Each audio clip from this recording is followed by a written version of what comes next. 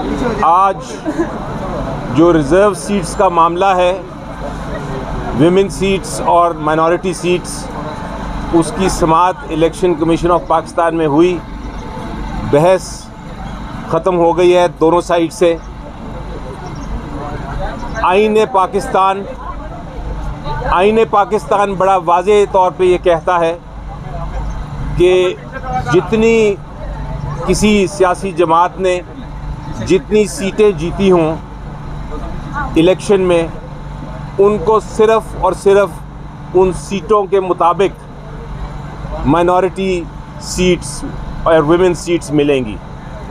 यानी कि अगर किसी जमात ने 10 सीटें जीती हों नेशनल असेंबली में, तो उसको उस 10 के अगेंस्ट जितना उसका हिस्सा बनता है वो ही मिलेगा।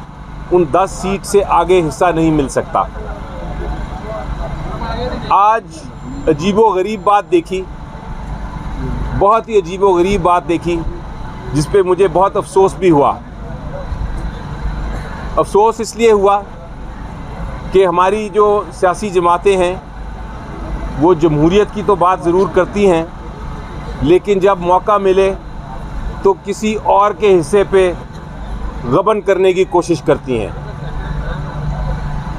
यानी कि आज PMLN की तरफ से भी और पीपल्स पार्टी की तरफ से भी और MQM की तरफ से भी और कुछ और दीगर जमातों की तरफ से भी दरख्वास्त ये आई कि जनाब, हमने तो अपना हिस्सा, अपनी जितनी हमारी सीटें थीं उसके मुताबिक अपना हिस्सा ले लिया है, माइनॉरिटी सीट्स का और विमेन सीट्स का, लेकिन अब ये जो हिस्सा PTI के कैंडिडेट्स को जाना है आइन के मुताबिक, वो हिस्सा भी हमें ही तकसीम कर दें।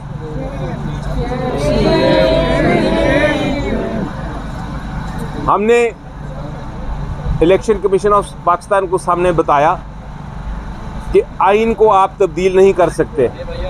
आइन में जो हिस्सा उनका है वो हिस्सा उनको आप दे चुके हैं।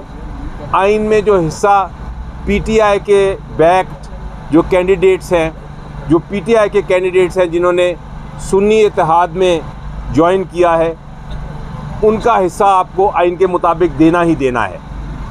हमने ये भी कहा कि आप ये खाली भी नहीं छोड़ सकते, क्योंकि जो विमेन माइनॉरिटी इनके जो हिस्से हैं, इनके जो कैंडिडेट्स हैं, ये कोई खैरात नहीं है, ये आइनी हक है।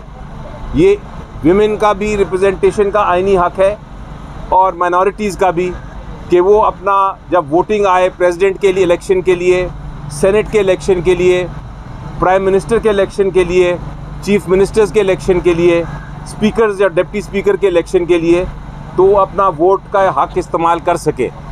तो इलेक्शन कमीशन ऑफ पाकिस्तान को हमने कहा, आप ये भी नहीं कर सकते कि ये मामला खाली छोड़ दें, आपको ये कैंडिडेट्स जो है ये PTI को देने ही देने हैं। एक बहस की गई कि जनाब, जो सुन्नी इत्तेहाद है ये एक पॉलिटिकल जमात तो है, लेकिन इन्होंने पार्लियामेंट में कोई सीट नहीं जीती, इसलिए इनको जो कैंडिडेट्स ने, PTI के कैंडिडेट्स ने जो उनके साथ अंदर शामिल हुए हैं, उनके शमूलियत के बाद भी उनको ये माइनॉरिटी सीट्स नहीं दी जा सकती और विमेन सीट्स नहीं दी जा सकती।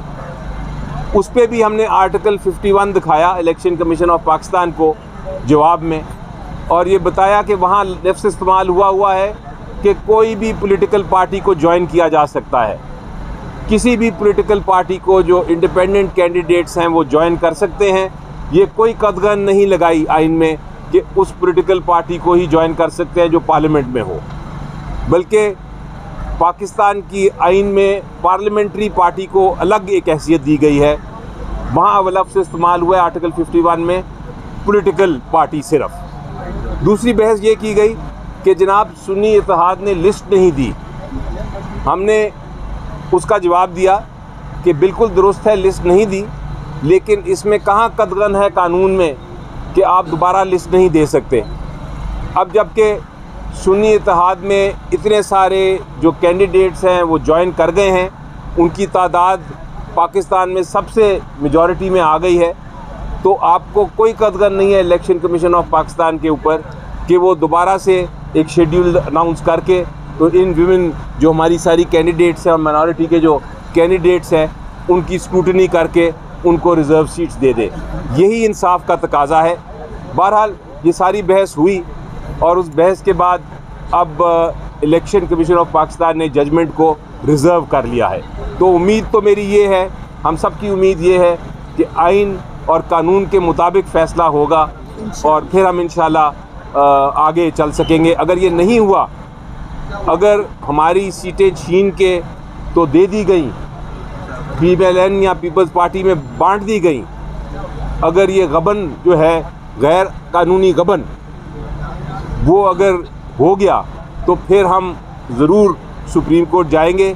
लेकिन ये एक इतनी बड़ी आइन शिकनी होगी कि उसके बाद प्रेसिडेंट का भी इलेक्शन, सेनेट के भी इलेक्शन, प्राइम मिनिस्टर का भी इलेक्शन और स्पीकर और डिप्टी स्पीकर का भी इलेक्शन जो है वो सारा कंट्रोवर्शियल हो जाएगा, वो सारा मुतनाज़ा हो जाएगा और वो उसकी कोई लेजिटिमेसी नहीं रहेगी। मैं इस पे एक अर्ज़ कर, पाकिस्तान तहरीक इंसाफ के सपोर्टेड कैंडिडेट जिसे आखिरी दिन बल्ला लिया गया था और जिन्होंने पाकिस्तान तहरीक इंसाफ के सपोर्ट के साथ इलेक्शन जीता है, बाकियों को तो हरवाया है, लेकिन जो लोग जीत चुके थे उनमें से 293 मेंबरान साहिबान ने कानून और आइन के मुताबिक सुन्नी इत्तेहाद कौंसिल को ज्वाइन किया था।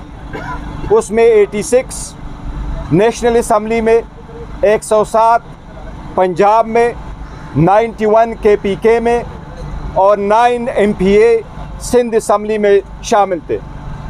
इस 293 MPA और MNAs के हिसाब से इलेक्शन कमीशन ने इस वक्त हमारे 78 सीट्स रिज़र्व को उनके मुताबिक प्रिजर्व रखा है और इस फैसले के मुताबिक इनकी आगे एलोकेशन होगी। हम समझते हैं कि पॉलिटिकल सिस्टम में और रिज़र्व सीट मेरिट बेस्ड होती है। ये अगर इन लोगों के पास जाएगी तो ये उन लोगों में खैरात समझ कर के बांटेंगे जिन औरतों को इन पॉलिटिकल पार्टीज़ ने अपने प्रायोरिटी लिस्ट में भी कभी इंक्लूड नहीं किया था। ये किस प्रायोरिटी लिस्ट की बात कर रहे हैं? इनकी जितनी प्रायोरिटी लिस्ट उठा ले, ये खैरात में ये मानते हुए उन लोगों के दें जिन लोगों को, जिन औरतों को उन्होंने इसका वर्थ नहीं समझा कि उनको प्रायोरिटी लिस्ट में दे। ये पाकिस्तान तहरीक इंसाफ के सपोर्टेड कैंडिडेट से जो इस वक्त सुन्नी इत्तेहाद कौंसिल में शामिल है, सुन्नी इत्तेहाद कौंसिल को ये सीटें मिलेगी तो इंशाअल्लाह ताला खान साहब के विजन के मुताबिक ये उन कमिटेड वर्करों को मिलेगी, कमिटेड वर्करों को जिनको आप कह सकते हैं, जिनका हम हमेशा से चुनाव एक बाएतमाद तरीके से मेरिट बेस पे करेंगे। हमारे इलेक्शन कमीशन से आखिरी इस्तदा है कि अब आवाम ने जब फैसला दिया हुआ है और आवाम में तारीख़ में पहली मरतबा 2002 में 17 इंडिपेंडेंट कैंडिडेट्स आए, 2008 में आपने 23 कैंडिडेट देखे, 2018 में आपने 27 कैंडिडेट देखे और 2023 में आपने इस वक्त शामिल शुदा 300 कैंडिडेट देखे। ये सिर्फ और सिर्फ उस गुलामी नामंजूर की वजह से हैं। इलेक्शन कमीशन को अगर अवामी नुमाइंदों का एहसास करना है, इस पॉलिटिकल सिस्टम को आगे चलाना है, तो इलेक्शन कमीशन के सामने आज अली ज़फ़र ने बेहतरीन आर्गूमेंट्स किए हैं कि ये इख्तियार आपके पास है, आप उनको ऐसे एलोकेट करें जिससे कानून का तकाजा पूरा हो। अगर प्रोविजन उसमें मौजूद है आप उनके, तो एक बार फिर हमारी इलेक्शन कमीशन से इस्तदा है कि असम्बली उस वक्त पूरा नहीं होती जब तक उनके सारे मेंबरान साहिबान मौजूद ना हो। लिहाजा आज ही फैसला कर ले, हमारी सीट हमें एलोकेट कर दे ताकि हमारी केस पे जल्द फैसला हो और हमारी असम्बली भी पूरा हो।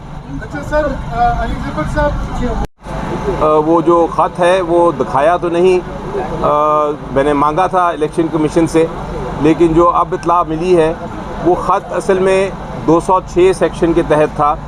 वो ख़त में कहीं ये नहीं लिखा कि हमने लिस्ट नहीं देनी या हम रिज़र्व सीट्स नहीं चाहते। वो लेटर तो एक 206 के रिप्लाई में था, जहाँ एक रूटीन का लेटर लिखा था इलेक्शन कमीशन ने कि जनाब आप अपनी बताइए कि कौन कौन कैंडिडेट है आपके, तो उस पर उन्होंने कहा कि हम कंटेस्ट नहीं किया इलेक्शन, तो हमें ये ज़रूरत नहीं है बताने की। इसलिए वो लेटर का कोई रेलेवेंसी नहीं है इस केस से। आपने सेक्शन 104 का पूछा। सेक्शन 104 में ये लिखा है कि एक पॉलिटिकल पार्टी को लिस्ट देनी है अपनी जो विमेन सीट्स और माइनॉरिटी सीट्स है, और उस सीट्स के मुताबिक फिर उनका फ़ैसला होगा कि उनको कितनी सीटें मिलनी हैं। लेकिन उसमें ये कहीं नहीं लिखा कि आप अगर एक बार इलेक्शन हो जाए और इलेक्शन के बाद एक पॉलिटिकल पार्टी को जिसने पहले लिस्ट नहीं दी थी मज़ीद लोग ज्वाइन कर ले तो दोबारा लिस्ट नहीं दे सकते। और उस पर हमने उनको बताया कि ऐसे एग्ज़ाम्पल्स हैं। एक तो इलेक्शन कमीशन ऑफ पाकिस्तान की जजमेंट है जिसमें बाप के केस में बाप की एक पार्टी थी, उन्होंने भी लिस्टें नहीं दी थी, लेकिन उनको बाद में लिस्ट देने की इजाज़त दी गई। इसी तरह उनको दिखाया कि एक डिवीज़न बेंच, एक 2 जजेस का फ़ैसला है लाहौर हाई कोर्ट का, जिसमें उन्होंने कहा है कि ये अगर डिले भी हो जाए फ़ाइल करना लिस्ट तो उससे कोई फ़र्क नहीं पड़ता, क्योंकि आप दोबारा भी फ़ाइल कर सकते हैं, किसी को नुकसान नहीं होता, क्योंकि आपकी सीटें जो है वो ट्रांसफरेबल नहीं है, वो ट्रांसफ़र नहीं हो सकती, वो आप ही को मिलेंगी। तो किसी और पॉलिटिकल पार्टी का हक़ नहीं है कि वो आपके ऊपर किसी किस्म की क्लेम करे। ये बिल्कुल इस तरह ही है जिस तरह की एक ज़मीन है, वो कोई खाली देखे तो उसके बाद वो ज़मीन पे कब्ज़ा करने की कोशिश करे और कहे कि जनाब ये ज़मीन मेरी है, क्योंकि किसी कोई इस पे नज़र नहीं आ रहा। ये बाकी जो पॉलिटिकल पार्टीज़ हैं वो बिल्कुल इसी तरह ट्रेस पासिंग कर रही हैं। अली ज़फ़र साहब ये बताइएगा, ज़्यादातर वकील तो असम्बलियों तक पहुँच गए, लेकिन इमरान खान साहब का क्या बनेगा सर? वो जेल के अंदर ही रहेंगे? जी बिल्कुल नहीं, इंशाल्लाह उनके केसेस भी कल फिक्स्ड हैं। आप Lahore high court, Islamabad high court आइएगा, तीनों केसेस फिक्स्ड हैं।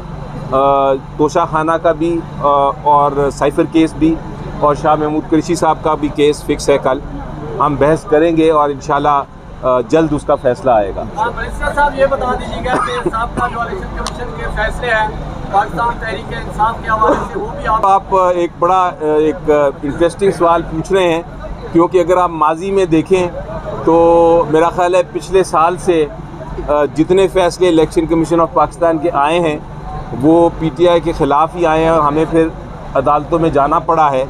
उम्मीद तो ये है कि इस बार आइन इतना साफ़ है और शफाफ है और क्लैरिटी है कि इसमें ऐसा नहीं होगा, लेकिन अगर आप माजी देखें तो फिर उसके मुताबिक हमने तैयारी कर ली हुई है। अली ज़फ़र साहब, ये जो आपने कहा कि इलेक्शन कमीशन ने सीटों के हिसाब से जो है ना रिजर्व सीट देनी है, तो इसका कोई रेशियो या कोई वो कायम किया गया है कि इस रेशियो के हिसाब से 10 की ऊपर कितनी सीटें मिलेगी? आइन में ही लिखा है। मसलन आप अगर बलूचिस्तान असम्बली का देखें तो वहाँ टोटल 16 सीटें हैं नेशनल असम्बली की तरफ से और 4 सीटें दी जाती हैं विमेन को। इसका मतलब है कि जो पार्टी 4 सीटें जीतेगी नेशनल असम्बली में बलूचिस्तान की तरफ से, उसको 1 सीट मिलेगी। इसी तरह हर सूबे का जो इंटाइटलमेंट है नेशनल असम्बली के लिए वो आइन में आर्टिकल 51 में दर्ज है और इसी तरह रेशो निकलती है। ये रेशो तब्दील नहीं हो सकती। ये नहीं हो सकता कि आप बलूचिस्तान से 4 सीटें जीतें और आपको चारों की चारों जो विमेन सीट्स हैं वो मिल जाएं, आपको 1 ही मिलेगी। अच्छा,